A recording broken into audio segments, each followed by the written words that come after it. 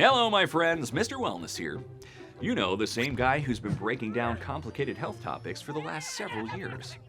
But what you wouldn't realize is that recently, behind the scenes, things have gotten real for my family. My son was diagnosed with type 1 diabetes, and I quickly went from explaining health topics to trying to master one of the most complicated ones.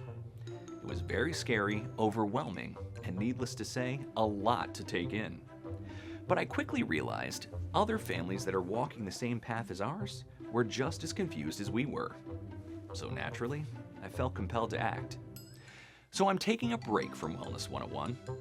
Not forever, just simply retiring the lab coat. And in January 2026, I'm starting a brand new series. Something new, something personal, something for every parent, caregiver, or anyone living with diabetes. It's called Glucose Guy. I'm not a doctor, I'm just a T1D dad breaking down diabetes in a way that actually makes sense. Same Wellness 101 mission, new purpose. So if you or anyone you love is impacted by diabetes, come join the Glucose Guy community in January. We're breaking down diabetes one finger stick at a time.